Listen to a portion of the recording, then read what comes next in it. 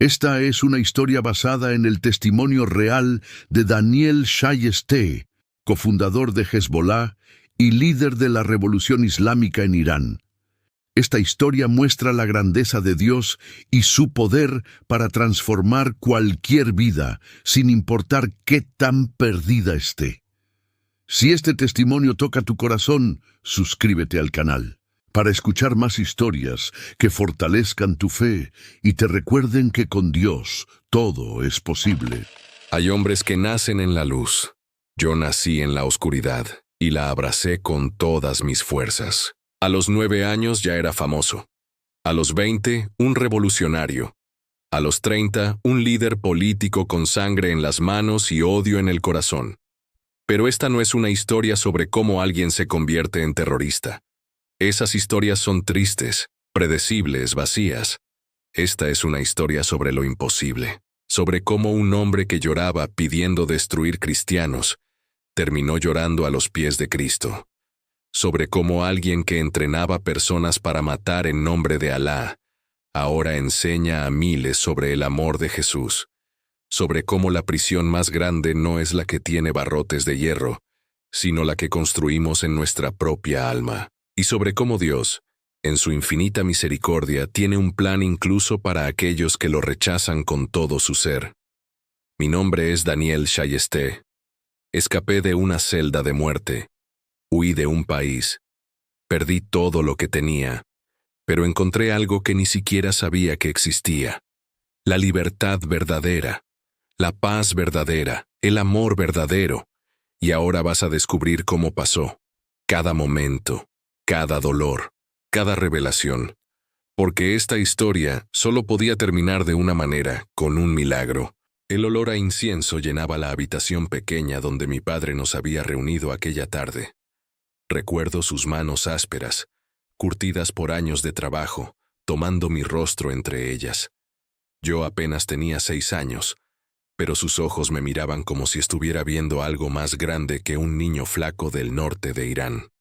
Tú serás el elegido, dijo con una voz que no admitía réplica. No entendí en ese momento lo que significaban esas palabras. Éramos 12 hermanos, 12 bocas que alimentar en una casa donde sobraba la fe pero faltaba el pan.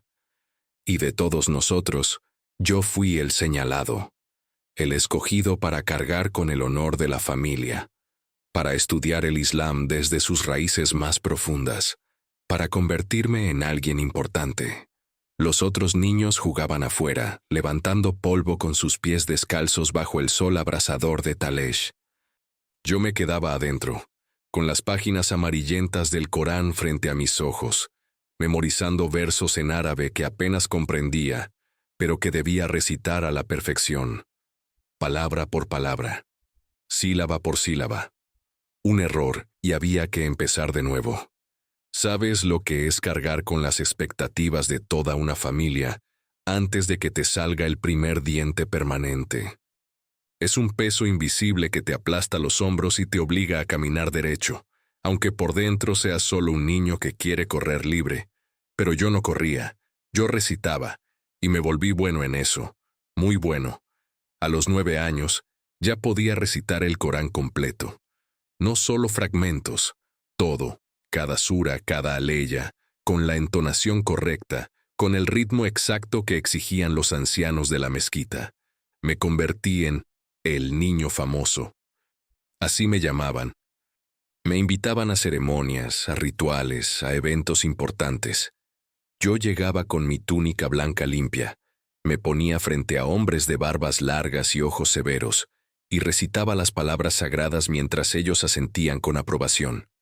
El orgullo en los ojos de mi padre era mi recompensa, pero había algo más, algo que no puedo explicar del todo.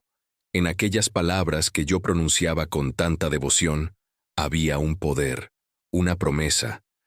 La promesa de que el Islam era perfecto, completo, definitivo. La promesa de que nosotros, los musulmanes, éramos los elegidos de Alá, y que todo lo demás, las otras religiones, las otras creencias, los otros dioses, eran inferiores, falsos, merecedores de desprecio. Crecí respirando esa certeza como quien respira aire. Los años pasaron. La fama del niño prodigio se transformó en algo más sólido, más peligroso. Yo ya no era solo un recitador.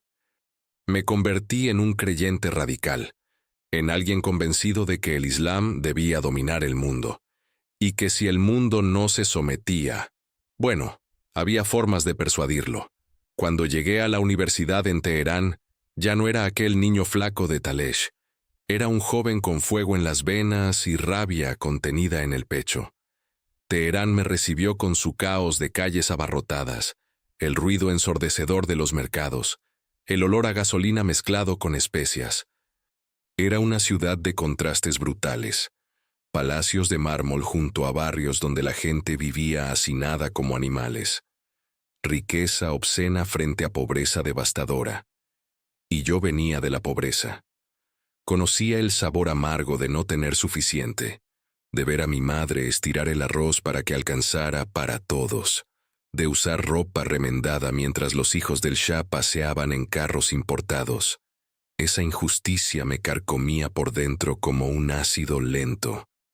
En la universidad, mis compañeros hablaban en voz baja sobre revolución, sobre derrocar al rey, sobre instaurar un gobierno islámico verdadero, donde la ley de Alá gobernara cada aspecto de la vida, donde no hubiera desigualdad porque todos nos someteríamos a la misma verdad divina. Yo los escuchaba con el corazón acelerado. ¿Era esto? ¿Era esta la razón por la que había sido elegido de niño? ¿Para ser parte de algo más grande que yo mismo? ¿Para cambiar la historia de mi país? Me uní a ellos sin pensarlo 2 veces.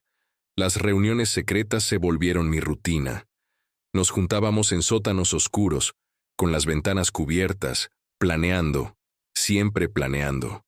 Hablábamos de tácticas, de alianzas, de estrategias, y yo absorbía cada palabra como una esponja sedienta. Mi educación en el Corán me daba autoridad. Los otros me escuchaban cuando hablaba. Respetaban mi conocimiento de los textos sagrados. Y yo usaba ese conocimiento para justificar lo que estábamos a punto de hacer. Porque en el Corán, si sabes dónde buscar, si interpretas con la lente correcta, puedes encontrar mandatos para casi cualquier cosa, incluyendo la violencia, incluyendo la guerra santa. Los infieles deben ser combatidos, decía, y yo creía cada palabra. Poco a poco, mi indignación por la pobreza se transformó en odio. Odio hacia el Shah. Odio hacia Occidente que lo apoyaba.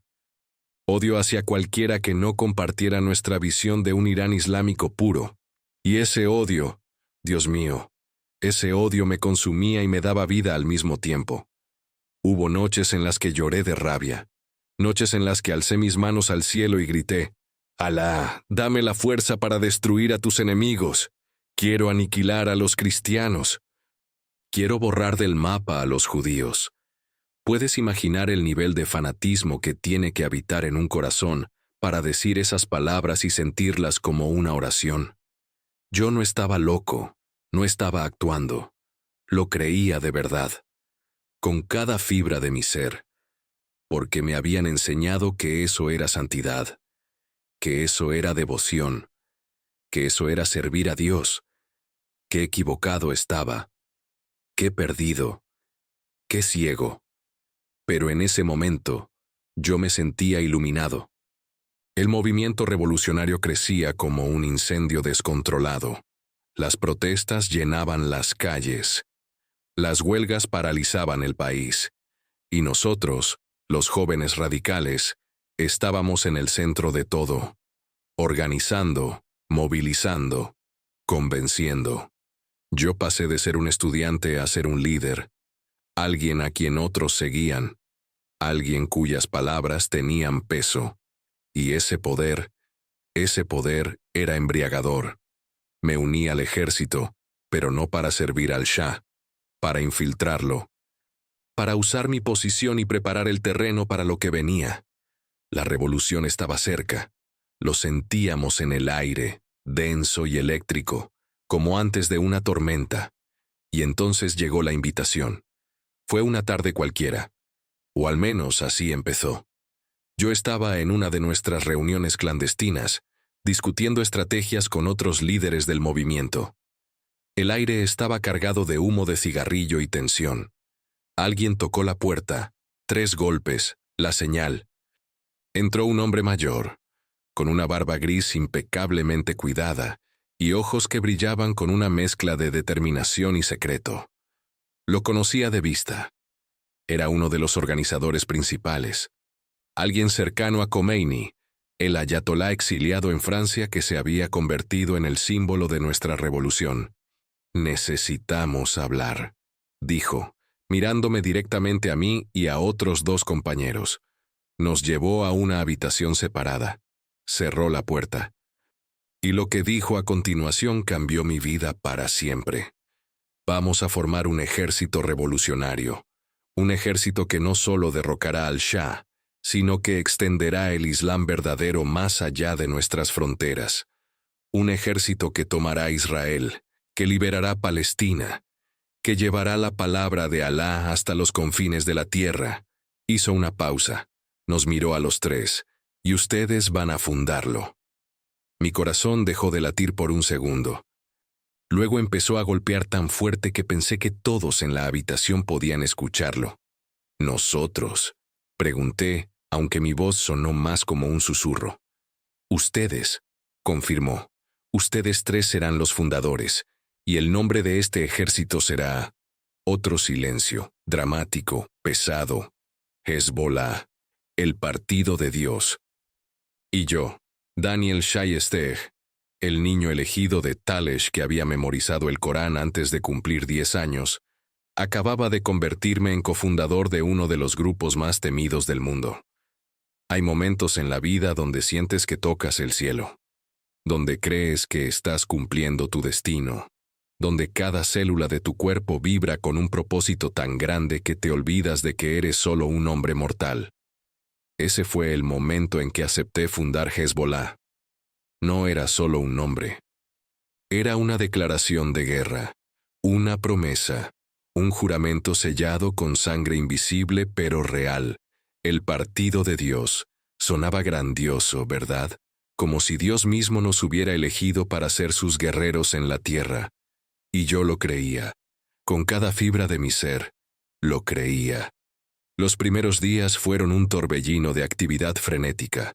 Reuniones que duraban hasta el amanecer. Documentos secretos. Planes que debían memorizarse y luego quemarse. Juramentos de lealtad susurrados en cuartos oscuros. Todo tenía que hacerse en las sombras. Porque el régimen del Shah tenía ojos en todas partes. Pero nosotros éramos más astutos. O al menos eso pensábamos. Reclutar no fue difícil. El país estaba hirviendo de ira. Jóvenes como yo, hartos de la corrupción, de la desigualdad, de ver cómo las riquezas del petróleo llenaban los bolsillos de unos pocos mientras millones pasaban hambre. Venían a nosotros con los ojos brillantes de fanatismo, listos para dar sus vidas por la causa. Y yo los entrenaba. Dios mío, yo los entrenaba. Les enseñaba tácticas, estrategias. Les hablaba del martirio como si fuera un premio, no una tragedia. Les llenaba la cabeza con versículos del Corán cuidadosamente seleccionados, aquellos que hablaban de combatir a los infieles, de proteger el Islam, de expandir la fe verdadera. No tengan miedo de morir, les decía. La muerte, en nombre de Alá, es solo el comienzo de la verdadera vida. El paraíso los espera con brazos abiertos. ¿Cómo puede un ser humano decirle eso a otro ser humano? ¿Cómo puede alguien convencer a un muchacho de 20 años de que explotar su propio cuerpo es un acto de amor divino? La respuesta es simple y aterradora. Cuando crees que estás del lado de Dios, puedes justificar cualquier cosa, cualquier horror, cualquier atrocidad, porque no lo ves como horror. Lo ves como justicia. La revolución se aceleró como un río desbordado. Las protestas se volvieron más grandes, más violentas. El Shah intentaba contenerlas con su ejército, con su policía secreta, con la brutalidad que solo un régimen desesperado puede ejercer. pero era como intentar apagar un incendio forestal con un vaso de agua. Ya era demasiado tarde, el pueblo había despertado, y nosotros, Hezbolá, éramos parte del puño que golpeaba las puertas del poder. No voy a romantizar lo que vino después. No voy a pintar lo bonito. Fue caos, fue sangre. Fueron familias destrozadas y ciudades en llamas. Fue el tipo de violencia que marca una nación para siempre. Pero en ese entonces, yo lo veía como una purificación necesaria, como el fuego que quema la maleza para que el bosque renazca más fuerte. Qué equivocado estaba. Y entonces, triunfamos. El Shah cayó. El hombre que había gobernado Irán con puño de hierro, el que tenía el respaldo de Occidente, el que parecía intocable, huyó como un criminal en la noche. Primero a Egipto, luego dando tumbos por el mundo, rechazado, humillado, y nosotros bailamos en las calles. El año del triunfo de la Revolución Islámica cambió todo. Khomeini regresó del exilio en Francia como un conquistador. Las multitudes lo recibieron como si fuera un profeta. Millones de personas llenando las avenidas, gritando su nombre, llorando de emoción. Yo estaba allí, en medio de esa marea humana, sintiendo que estábamos presenciando el inicio de una nueva era. La era del Islam verdadero. La era donde la ley de Dios gobernaría cada aspecto de la vida. Me convertí en líder político. No fue difícil. Mi posición en Hezbolá, mi conocimiento del Corán, mi historial en la revolución, todo me abrió puertas. De repente, yo era alguien que tomaba decisiones que afectaban a miles de personas. Y comencé a implementar la Sharia, la ley islámica, pura, sin concesiones, sin excepciones. Las mujeres debían cubrirse completamente. Los ladrones debían perder sus manos. Los adúlteros debían ser apedreados. Los apóstatas, aquellos que abandonaban el Islam, merecían la muerte. La música occidental era prohibida. El alcohol era pecado. Todo lo que oliera a Occidente, a modernidad corrupta, debía ser erradicado. Y yo aplicaba estas leyes con celo, con orgullo, creyendo que estaba construyendo una sociedad perfecta. Por las noches, cuando me arrodillaba para orar, alzaba mis manos al cielo y las palabras salían de mi garganta como fuego. Alá, gracias por usarme como tu instrumento. Gracias por permitirme destruir a tus enemigos. Dame fuerzas para aniquilar a los cristianos. Dame sabiduría para borrar a los judíos de la faz de la tierra. Lloraba mientras oraba. Lágrimas sinceras, lágrimas de devoción. Pero eran las lágrimas de un hombre ciego, de un hombre atrapado en la oscuridad más profunda sin siquiera saberlo. Porque ¿sabes qué es lo más peligroso del fanatismo? Que se siente como amor, se siente como verdad, se siente como propósito divino. Y mientras más te hundes en él, más convencido estás de que estás ascendiendo. Mi trabajo en Hezbolá se expandió. Ya no era solo Irán. Teníamos planes más grandes, mucho más grandes. El objetivo siempre fue el mismo: tomar Israel, liberar Palestina. Y desde allí, extender el Islam por todo el mundo, primero el Medio Oriente, luego Europa, luego América, hasta que toda la humanidad se sometiera a Alá. ¿Suena descabellado? Lo es.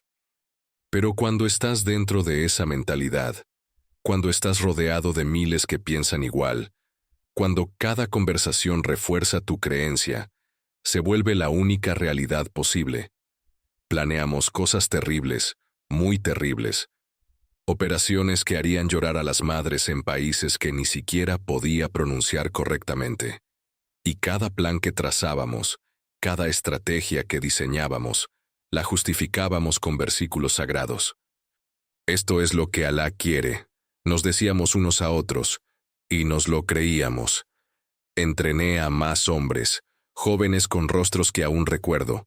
Les enseñé a odiar, a ver al enemigo no como humanos, sino como obstáculos para la voluntad divina. Les enseñé que la compasión era debilidad, que la duda era traición, que matar en nombre de Alá Era el acto más puro que un hombre podía realizar. ¿Cómo duermo ahora con esos recuerdos? ¿Cómo vivo sabiendo que mis manos, aunque nunca apretaron un gatillo directamente, prepararon a otros para hacerlo? La respuesta es que no puedo olvidar. Nunca podré. Ese es mi peso, mi cruz, y la cargo cada día, agradeciéndole a Dios que me haya sacado de ese pozo antes de que fuera demasiado tarde. Pero estoy adelantándome. En ese entonces, yo no sentía culpa, sentía orgullo. Mi posición me dio acceso a lugares que antes solo podía soñar. Reuniones con líderes militares, conversaciones con ministros. Yo, el niño pobre de Talesh, ahora caminaba por pasillos de poder donde se decidían los destinos de millones. Y Khomeini estaba en el centro de todo. El líder supremo, el ayatolá, el hombre que supuestamente representaba la voz de Dios en la tierra. Al principio, yo lo admiraba, lo veneraba, incluso, era el arquitecto de la revolución. El hombre que había cumplido la promesa de derrocar al Shah e instaurar un gobierno islámico. Pero poco a poco, empecé a notar grietas en la fachada, pequeñas cosas al inicio, promesas incumplidas, reformas que nunca llegaban, la pobreza que seguía asfixiando al pueblo mientras los nuevos líderes vivían en mansiones, la corrupción que, supuestamente, íbamos a erradicar, simplemente cambió de dueño. Yo guardaba silencio, todos lo hacíamos. Porque cuestionar a Khomeini era cuestionar a Dios mismo, o al menos eso nos hacían creer. Pero el silencio se vuelve pesado cuando lo acumulas. Se asienta en tu garganta como piedras, y llega un punto donde ya no puedes tragarlo más. Mi colega, Abul Hassan Ben Sadr, fue elegido presidente. Un hombre brillante, un revolucionario verdadero. Alguien que realmente quería llevar a cabo las reformas que habíamos prometido al pueblo. Yo trabajaba cerca de él, lo apoyaba. Creía en su visión. Pero Khomeini tenía otros planes. Y aquí es donde la historia da un giro oscuro. Donde el cuento de hadas de la revolución perfecta empieza a mostrar sus dientes. Comenzaron los rumores, susurros en los pasillos, miradas de sospecha, reuniones a las que ya no me invitaban. Yo podía sentir el cambio en el aire, denso y amenazante, como el olor a lluvia antes de la tormenta. Absolutamente todo cambió sobre su actitud. Recuerdo haber pensado una noche, mirando por la ventana hacia las calles de Teherán. Las mismas calles donde habíamos bailado celebrando la victoria, ahora parecían hostiles, llenas de sombras que me observaban. Khomeini ya no era el líder visionario que prometía libertad y justicia. Era un dictador, uno nuevo, con turbante en lugar de corona, pero dictador al fin. Y aquellos que pensábamos diferente. Bueno, estábamos a punto de descubrir qué les pasaba a los disidentes en una revolución que devora a sus propios hijos. La tensión escaló. Rápido, demasiado rápido. Y entonces llegó el golpe. Khomeini usó su influencia sobre Hezbollah, el mismo ejército que yo había ayudado a fundar, para organizar un golpe militar contra el presidente, contra Sadr, contra nosotros. Era el año 89 cuando todo explotó. El presidente logró escapar del país. Otros también huyeron. Pero yo no fui lo suficientemente rápido. Hay muchas formas de caer. Puedes tropezar, puedes resbalar, puedes dar un paso en falso y perder el equilibrio. Pero yo no caí de ninguna de esas maneras. Yo fui empujado, por las mismas manos que alguna vez me dieron poder, por los mismos hermanos que alguna vez juraron lealtad conmigo, por el mismo sistema que ayudé a construir piedra por piedra, ley por ley, vida por vida. La noche que vinieron por mí, el aire estaba pesado. Era una de esas noches donde el calor no se va ni siquiera cuando el sol se oculta. Teherán respiraba con dificultad, como si la ciudad misma supiera que algo malo estaba por pasar. Yo estaba en casa, con mi esposa. Mis 3 hijas dormían en la habitación contigua, ajenas al peligro que se acercaba a nuestra puerta como una serpiente silenciosa. Escuché los vehículos antes de verlos, el rugido de los motores, el chirrido de las llantas, y luego los golpes. No tocaron la puerta, la golpearon, con violencia, con autoridad, con la certeza de quien sabe que tiene todo el poder del mundo de su lado. Mi esposa me miró con los ojos muy abiertos. Ella sabía lo que significaba. Ambos lo sabíamos. Ve con las niñas, le susurré. No salgas de la habitación pase lo que pase.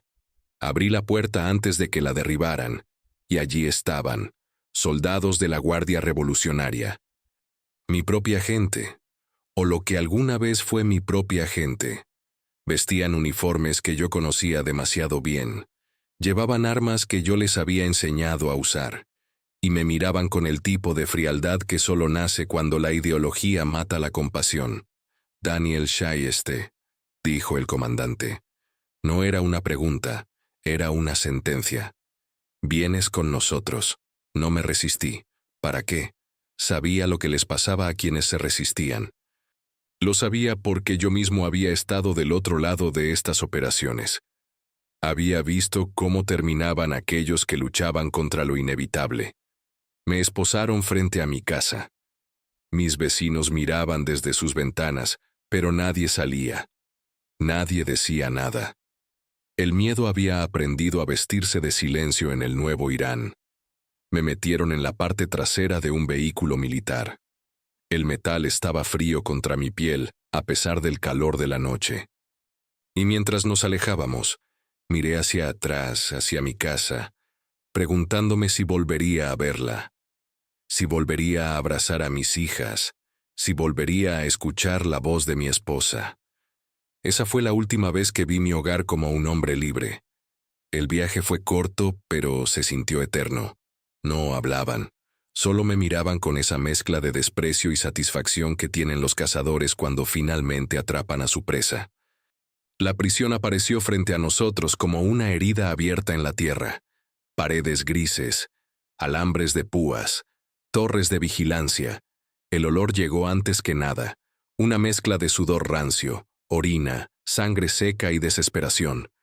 Es un olor que nunca se va, que se queda pegado a tu piel, a tus pulmones, a tu memoria. Me arrastraron adentro, por pasillos estrechos donde los gritos rebotaban contra las paredes como pájaros atrapados, gritos de dolor, gritos de locura, gritos que ya no sonaban humanos. Y yo entendí entonces, con una claridad brutal, que este era el infierno que yo había ayudado a crear. Porque esta prisión, estas celdas, estos métodos, no eran nuevos, eran parte del sistema que implementamos después de la revolución, para los enemigos del Islam, para los traidores, para aquellos que se atrevían a cuestionar la voluntad de Alá. Solo que ahora yo era el traidor. Me lanzaron a una celda. No era más grande que un armario. El piso estaba húmedo con cosas que prefiero no identificar. Las paredes tenían manchas oscuras que contaban historias que nadie quería escuchar. Y había otros 4 hombres allí, apiñados, flacos, con los ojos hundidos y la esperanza muerta. Bienvenido al corredor de la muerte, dijo uno de ellos con una voz que sonaba como papel de lija. Corredor de la muerte. Las palabras se hundieron en mi estómago como piedras en un lago profundo. ¿Cuánto tiempo llevan aquí?, pregunté. Se miraron entre ellos. Uno se encogió de hombros. El tiempo no significa nada aquí. Pueden ser días, pueden ser meses. Solo sabes que cada mañana que amaneces vivo es una mañana más para preguntarte si hoy será el día. No dormí esa primera noche. ¿Cómo podría? El frío se filtraba por las paredes de concreto y se metía en los huesos. Los gritos de otros prisioneros no paraban nunca. Y mi mente no dejaba de reproducir todo lo que había hecho. Todas las decisiones que había tomado, todos los caminos que me habían llevado exactamente aquí. Esta era mi cosecha. Esto era lo que sembré con mis propias manos. Los días se fundieron en una masa gris e informe. Te traían comida que no merecía ese nombre. Un poco de arroz con gorgojos, pan duro como piedra, agua que sabía a óxido. Apenas lo suficiente para mantenerte con vida, pero no tanto como para darte fuerzas. Los interrogatorios empezaron pronto. Me sacaban de la celda en mitad de la noche y me llevaban a cuartos sin ventanas donde hombres con rostros cubiertos me hacían preguntas a las que ya sabían las respuestas. ¿Conspiraste contra el líder supremo? ¿Apoyaste al traidor Bani Sadr? ¿Planeabas derrocar el gobierno islámico? Al principio intenté explicar, intenté razonar. Les decía que yo había sido uno de los fundadores de Hezbollah, que yo había luchado por la revolución, que yo era leal al Islam. Pero ellos no querían explicaciones, querían confesiones, y tenían métodos para obtenerlas. No voy a describir lo que pasó en esos cuartos, no porque quiera ocultarlo, sino porque algunas cosas son tan oscuras que ponerlas en palabras es revivirlas. Y ya he revivido esas noches suficientes veces en mis pesadillas. Lo que sí puedo decir es esto. Descubrí que el cuerpo humano puede soportar mucho más dolor del que imaginas, y que la mente puede romperse de formas que el cuerpo nunca podría. Me devolvían a la celda hecho pedazos. Mis compañeros me miraban con una mezcla de lástima y reconocimiento. Ellos habían pasado por lo mismo. Todos habíamos pasado por lo mismo. ¿Sabes lo que es irónico?, me dijo uno de ellos una noche, mientras yo temblaba en el suelo. Todos nosotros éramos revolucionarios. Todos creíamos en la causa. Y ahora la causa nos devora. Tenía razón. La revolución devoraba a sus propios hijos.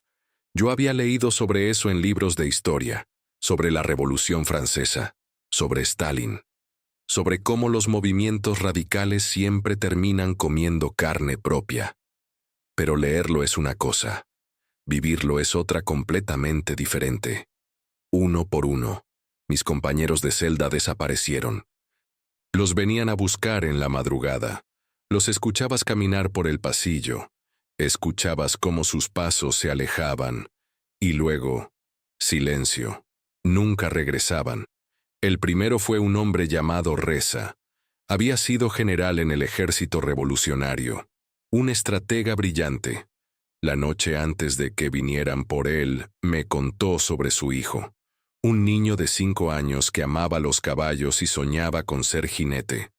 Dile a mi familia, empezó a decir, pero se detuvo.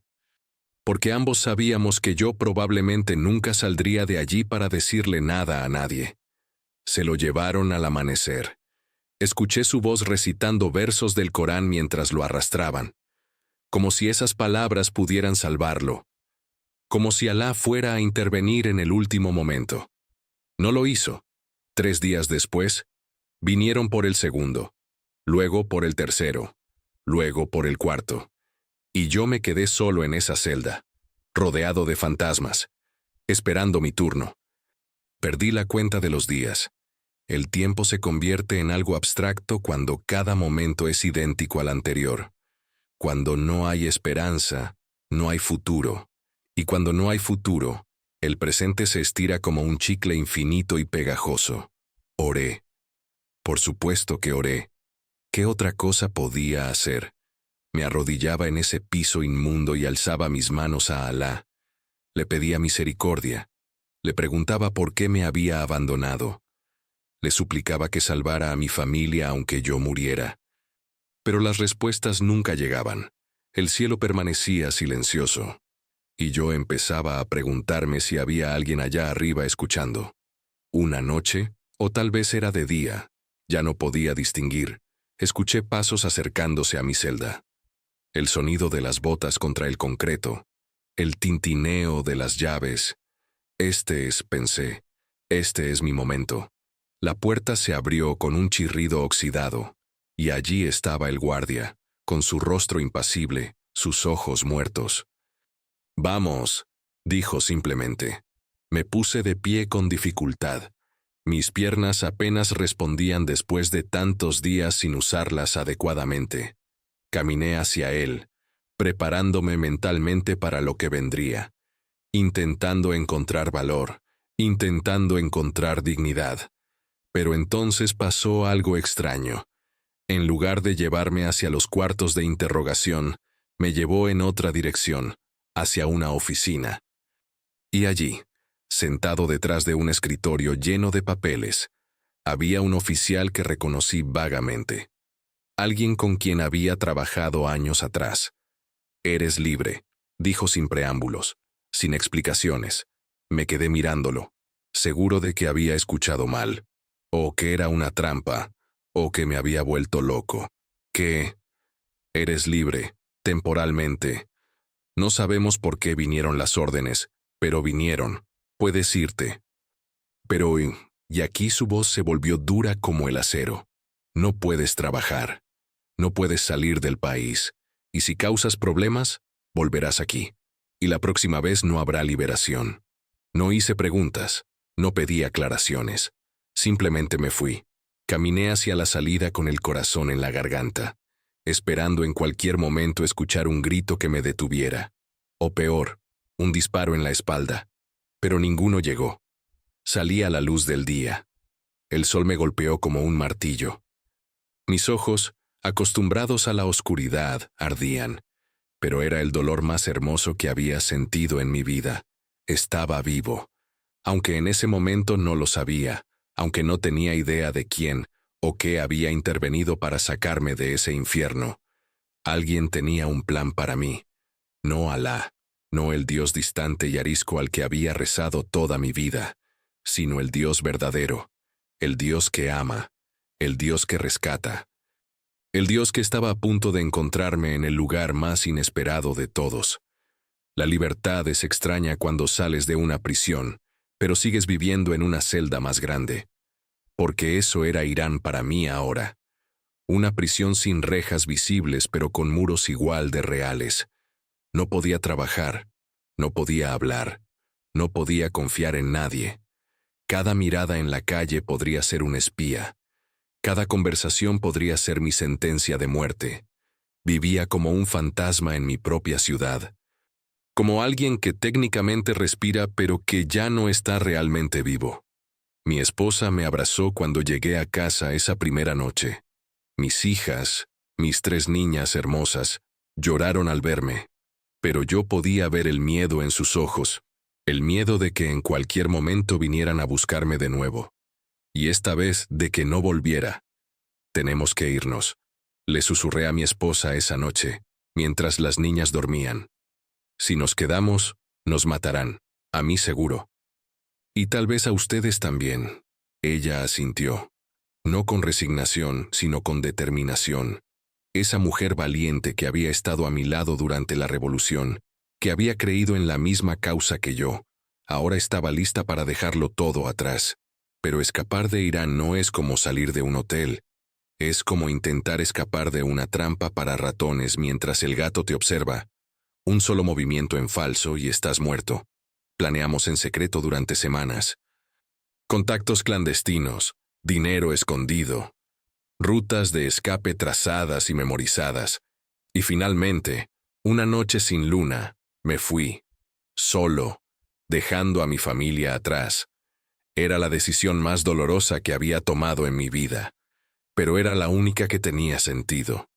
Un hombre solo podía moverse más rápido, atraer menos atención, y si lograba llegar a salvo a Turquía, podría traerlas después.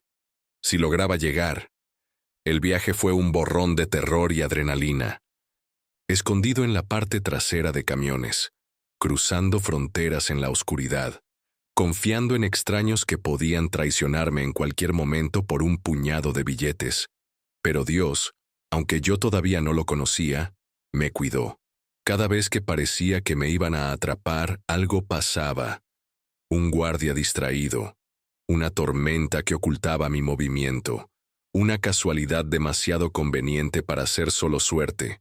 Llegué a Turquía más muerto que vivo, demacrado, paranoico, con nada más que la ropa en mi espalda y un pasado que pesaba como plomo.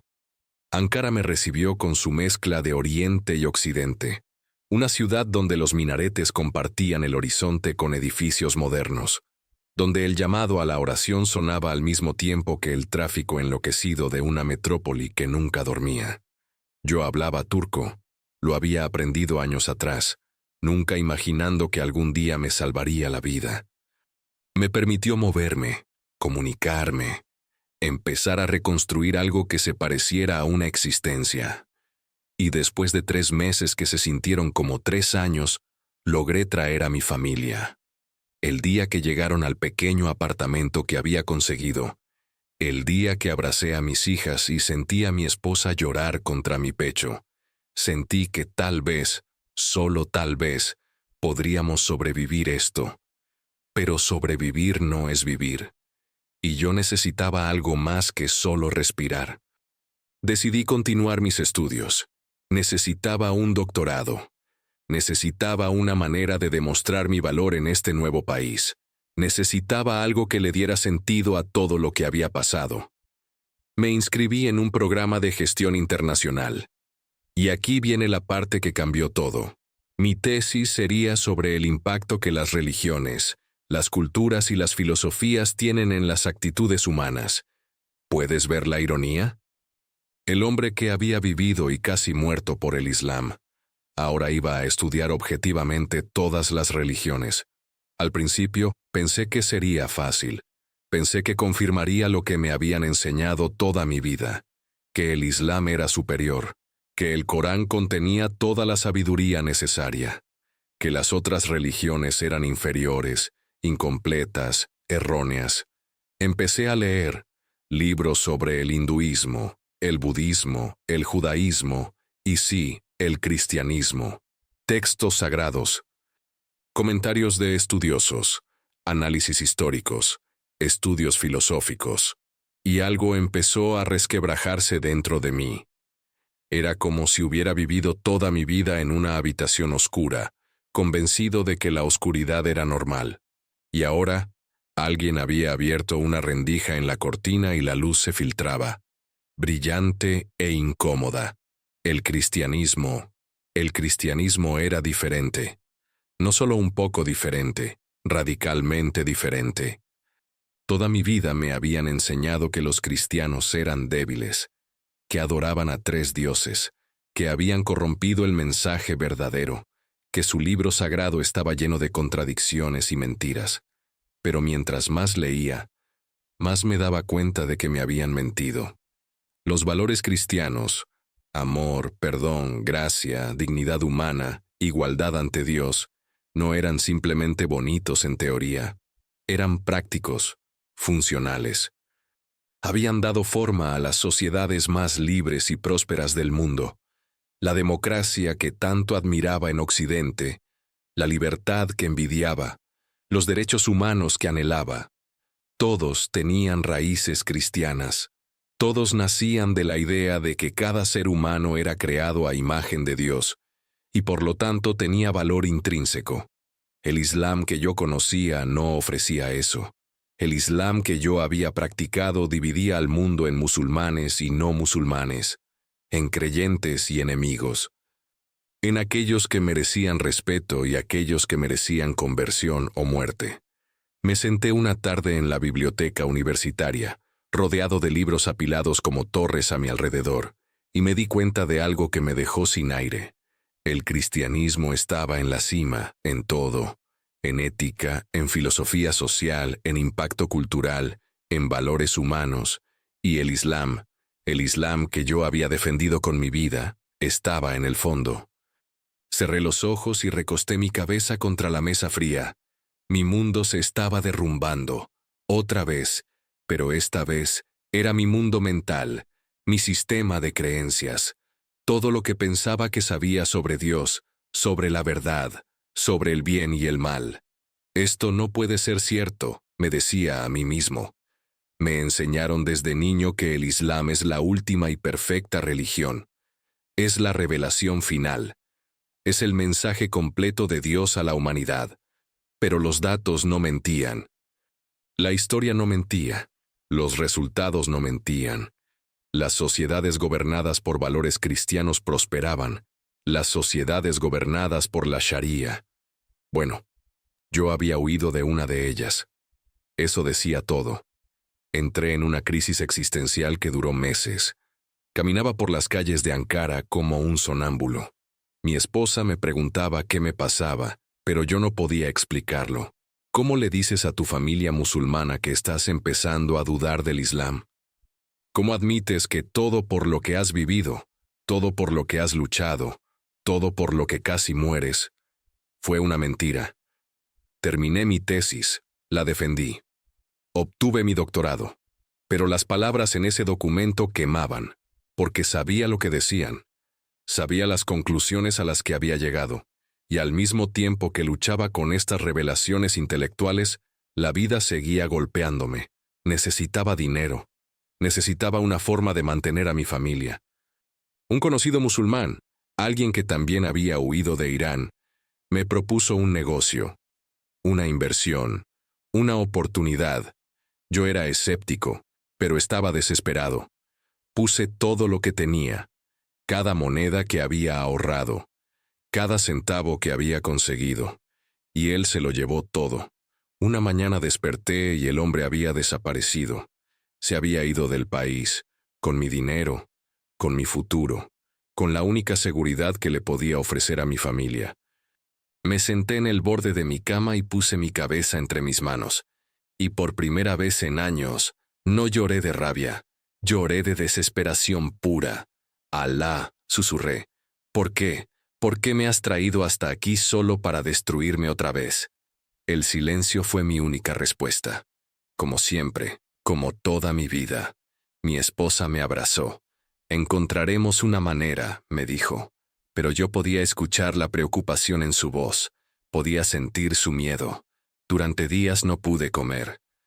No pude dormir. Solo daba vueltas en el apartamento como un león enjaulado, preguntándome cómo había sido tan tonto. Cómo había confiado en alguien que resultó ser un ladrón. Y entonces recordé algo. Un detalle pequeño que había notado pero no le había dado importancia. El hombre que me robó, aunque era musulmán, tenía amigos cristianos. Lo había visto una vez conversando con ellos, riendo. Parecían cercanos. Tal vez, pensé, tal vez ellos sepan dónde está. Tal vez puedan ayudarme a encontrarlo. Era una posibilidad remota, una esperanza desesperada, pero era lo único que tenía. Uno de sus amigos cristianos asistía a una iglesia en la ciudad. Yo sabía dónde quedaba. La había pasado cientos de veces, siempre mirándola con desconfianza, con desprecio, si soy honesto. No puedo entrar allí, me dije. Yo soy Daniel Shaiste. Fui fundador de Hezbollah. Entrené terroristas para matar cristianos. ¿Cómo voy a poner un pie en su iglesia? Pero la desesperación hace que hagas cosas impensables. Tomé aire profundo, cerré los ojos y tomé una decisión que cambiaría mi vida para siempre. Iré a esa iglesia, me dije, pero solo por mi dinero, solo para encontrar al ladrón. No porque me interese su religión, no porque quiera saber nada de su Dios, solo por recuperar lo que es mío. Qué equivocado estaba, porque no iba en busca de dinero. Iba en busca del único tesoro que realmente importa. Aunque yo todavía no lo sabía.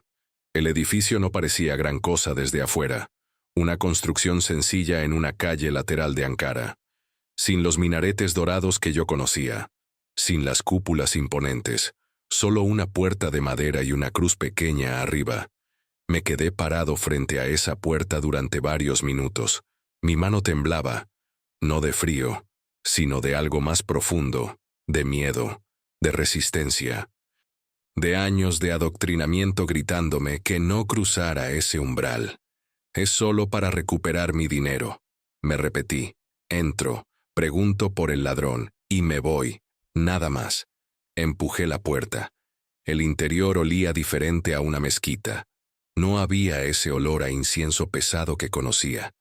Era más ligero, más limpio, como a madera antigua y velas apagadas. La luz del sol entraba por ventanas altas, creando columnas doradas en el aire, y estaba vacío, o casi vacío. Un hombre mayor estaba arreglando unas sillas. Se volteó al escucharme entrar.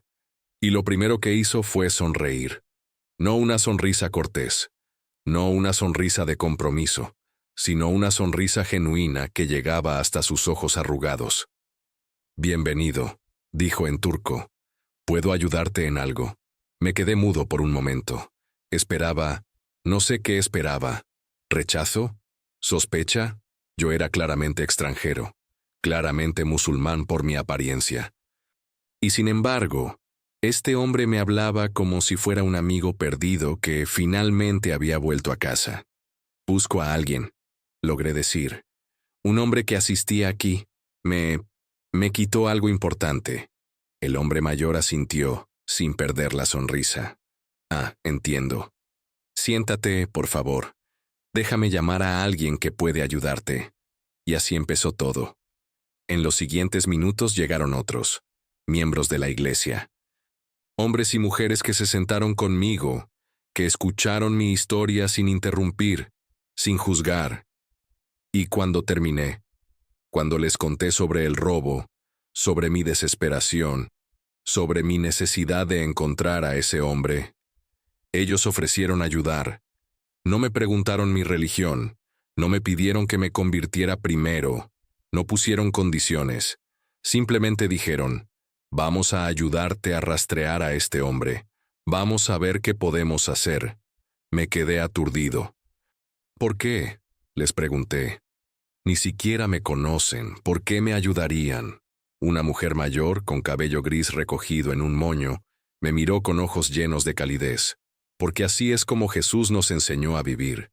Él nos ama sin condiciones y nos pide que amemos a otros de la misma manera. Amor sin condiciones.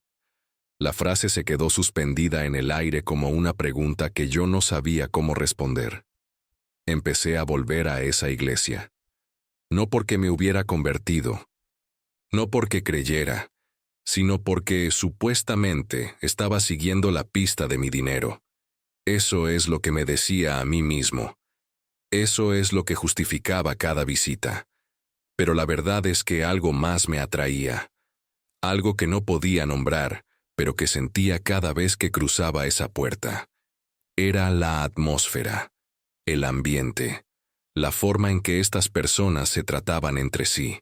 No había jerarquías rígidas como en la mezquita. No había el miedo omnipresente de cometer un error y ser juzgado. Había libertad, había risa, había algo que se parecía peligrosamente a la alegría. Gente agradable, pensaba, ideas divertidas, pero nada más. Me invitaron a quedarme para un servicio. Yo acepté, diciéndome que era solo por cortesía, por no parecer grosero. Me senté en la parte de atrás, con los brazos cruzados, con todas mis defensas en alto. Listo para diseccionar, para criticar, para encontrar los errores que me habían enseñado que existían en el cristianismo. Y entonces el pastor empezó a hablar. Hablaba sobre Dios, pero no el Dios que yo conocía, no Alá el distante, el arisco, el amo que exigía sumisión absoluta de sus esclavos. Hablaba de un Dios personal, un Dios que había creado a los seres humanos no como sirvientes, sino como hijos, un Dios que deseaba una relación con nosotros, que quería conocernos y ser conocido por nosotros. Dios no está lejos, decía el pastor. Él está aquí, contigo, en tus alegrías y en tus dolores, en tus victorias y en tus fracasos. No tienes que ganarte su amor. Ya lo tienes, solo tienes que recibirlo. Sentí algo rompiéndose dentro de mí, como un dique que había contenido agua durante 32 años y finalmente cedía bajo la presión. Toda mi vida había intentado ganar el favor de Alá. Había memorizado. Había orado 5 veces al día. Había ayunado, había peleado, había derramado sangre. Y nunca, ni una sola vez, había sentido que era suficiente. Nunca había sentido paz. Nunca había sentido que Alá estaba cerca. Porque Alá no era cercano. Era un amo. Y yo era su esclavo. Y los esclavos no abrazan a sus amos. Pero este Dios del que hablaba el pastor, era diferente. Además, continuó el pastor, Dios es la fuente de todo bien. En Él no hay maldad. No hay oscuridad. No hay contradicción. Él es amor puro, justicia pura, bondad pura. Mi mente voló de regreso a los versos del Corán que había memorizado de niño. Los versos que hablaban de Alá, creando tanto el bien como el mal, de Alá siendo el mejor engañador, de Alá deseando enviar a algunos al infierno solo porque ese era su plan. ¿Cómo puede un ser perfectamente bueno crear el mal? ¿Cómo puede la luz producir oscuridad? ¿Cómo puede el amor desear la condenación de sus criaturas? Las preguntas que había estado enterrando durante mi investigación doctoral ahora salían a la superficie, como burbujas en agua hirviendo. Y ya no podía ignorarlas. Seguí yendo. 1 semana, 2 semanas, 1 mes. Siempre con la excusa del dinero robado, aunque para entonces ya era obvio que nunca lo recuperaría. El ladrón se había esfumado, pero yo no me esfumaba. Seguía volviendo. Me dieron una Biblia. La miré con desconfianza al principio, como si fuera a quemarme las manos, pero la abrí y empecé a leer Génesis, Éxodo, los Salmos, los Proverbios, y luego el Evangelio de Juan. En el principio era el Verbo, y el Verbo era con Dios, y el Verbo era Dios. Mi corazón se detuvo, y el Verbo se hizo carne y habitó entre nosotros. Tuve que detenerme, cerrar el libro, pararme, caminar hasta la ventana de mi apartamento. Dios, hecho carne. Dios caminando entre los humanos. Dios no enviando mensajeros, sino viniendo Él mismo. Era la idea más radical, más revolucionaria, más hermosa que había escuchado en mi vida. En el Islam, Alá estaba infinitamente lejos. Era trascendente hasta el punto de ser inaccesible. Envió mensajeros, sí, Moisés, Jesús, como profeta menor, y finalmente Mahoma. Pero él mismo nunca se ensució las manos con la humanidad. Pero aquí estaba Dios diciendo, los amo tanto que me convertiré en uno de ustedes, sentiré su dolor, cargaré sus pecados, moriré su muerte. Seguí leyendo. Devoré el Evangelio de Juan como un hombre en el desierto que encuentra un oasis. Cada página era como un golpe al sistema de creencias que había construido durante décadas.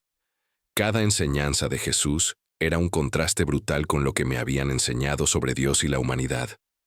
Ama a tus enemigos. Perdona a quienes te hacen daño. Da la otra mejilla. El que quiera ser grande, que sirva. Esto no era debilidad. Esto era fuerza de un tipo que yo nunca había imaginado. Y la forma en que Jesús trataba a las personas, a los rechazados, a los pecadores, a las mujeres, a los niños, a los extranjeros, era con dignidad, con respeto, con amor. Terminé de leer el Evangelio de Juan en una sola noche. Y cuando cerré el libro, las lágrimas corrían por mi rostro. No eran lágrimas de tristeza, eran lágrimas de reconocimiento, de alguien que había estado perdido en la oscuridad durante tanto tiempo que había olvidado cómo se veía la luz. Y ahora la luz lo cegaba, lo abrumaba, lo transformaba. Este es el libro de filosofía de Dios más poderoso del mundo. Susurré en la oscuridad de mi habitación. No solo revela a Dios, pone tu mano en la mano de Dios. Al día siguiente, volví a la iglesia. Busqué al pastor. Y con voz temblorosa le dije, ya no puedo seguir evitándolo, ya no puedo seguir negándolo. He visto la verdad, y la verdad me ha roto en pedazos. El pastor me miró con ojos llenos de comprensión. ¿Y qué quieres hacer con esa verdad? Quiero a ese Dios, dije, y mi voz se quebró.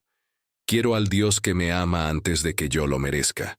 Quiero al Dios que murió por mí, mientras yo aún era su enemigo. Quiero al Dios que ofrece libertad en lugar de esclavitud, gracia en lugar de ley, vida en lugar de muerte. Quiero a Jesús. Y allí, en esa pequeña iglesia en Turquía, el exterrorista, el cofundador de Hezbollah, el hombre que había gritado pidiendo la muerte de los cristianos, se arrodilló ante Cristo.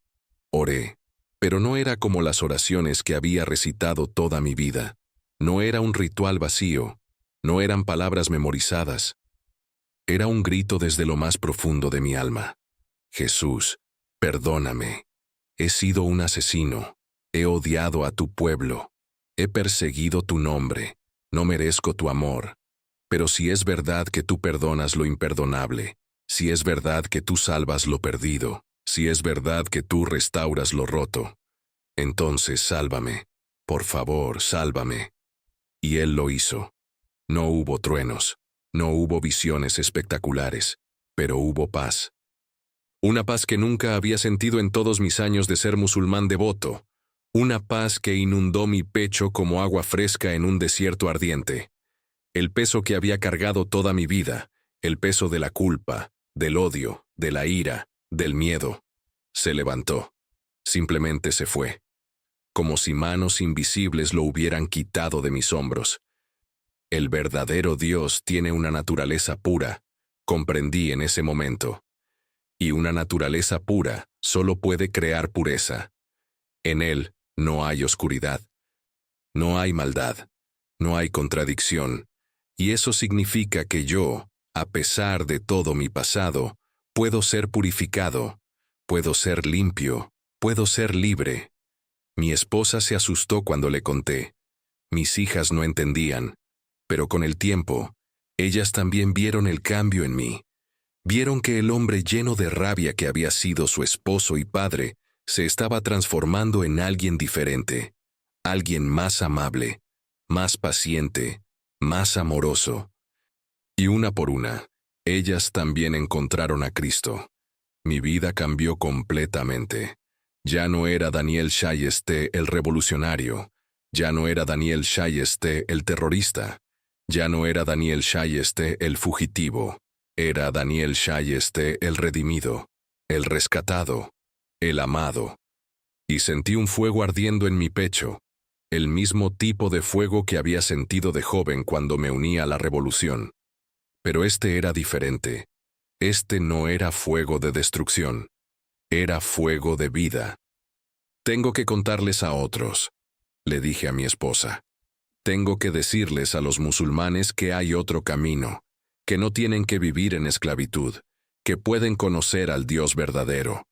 Y así nació Exodus from Darkness, Éxodo de la oscuridad, un ministerio dedicado a alcanzar a musulmanes con el Evangelio, a mostrarles que el Dios que tal vez temen o al que tal vez sirven sin conocer realmente, no es el Dios verdadero, que hay un Dios que los ama, que los busca, que murió por ellos. No puedo volver a Irán. Tengo amenazas de muerte sobre mi cabeza. Mi rostro está en listas de enemigos del Islam, pero mi voz viaja a través de Internet, a través de videos, a través de libros, y he visto cientos, miles de musulmanes encontrar a Cristo. He recibido mensajes de personas en países donde ser cristiano significa la muerte. Personas que leyeron mis palabras, que escucharon mi historia, y que decidieron tomar el mismo riesgo que yo tomé. El riesgo de creer en el amor. ¿Valió la pena? ¿Valió la pena perder mi país, mi posición, mi seguridad? Cada vez que veo a alguien liberarse de las cadenas del Islam radical, cada vez que escucho a alguien decir, encontré al Dios verdadero gracias a tu testimonio. Cada vez que leo un mensaje de alguien que antes odiaba a los cristianos y ahora ama a Cristo, sí, 1000 veces sí. Valió la pena, porque yo sé lo que es vivir en la oscuridad, sé lo que es odiar, sé lo que es servir a un Dios que nunca te da paz, y ahora sé lo que es vivir en la luz, sé lo que es amar, sé lo que es servir al Dios que es amor mismo, y esa diferencia, lo cambia todo. Esta fue solo una parte de la increíble historia de Daniel Shayeste. Para conocer todos los detalles de su testimonio completo, su trabajo actual con Exodus from Darkness y cómo puedes aprender más sobre su ministerio, consulta el primer comentario fijado. La historia de Daniel nos recuerda algo fundamental. Nadie está demasiado perdido para ser encontrado. Ningún corazón está tan endurecido que el amor de Dios no pueda ablandarlo. Ningún pasado es tan oscuro que la luz de Cristo no pueda iluminarlo. Daniel pasó de gritar, «Alá, quiero matar cristianos», a dedicar su vida a llevarles el mensaje de Cristo a millones de musulmanes alrededor del mundo. Del odio al amor, de la esclavitud a la libertad, de la oscuridad a la luz. Y todo porque un día, desesperado por recuperar dinero robado, cruzó la puerta de una iglesia. Porque Dios usó incluso un robo, incluso una traición, para llevar a Daniel exactamente donde necesitaba estar. Nuestro Señor Jesucristo tiene un plan para cada vida, incluso para aquellos que lo rechazan, incluso para aquellos que lo persiguen. Porque su amor no conoce límites, su gracia no tiene fronteras, su misericordia no se agota. Daniel hoy vive bajo amenazas constantes, no puede viajar a la mayoría de los países musulmanes. Ha perdido contacto con la mayor parte de su familia en Irán. Ha pagado un precio alto por su fe, pero si le preguntas si lo haría de nuevo, te dirá lo mismo que dijo aquella noche en la iglesia de Ankara. Encontré algo que no estaba buscando.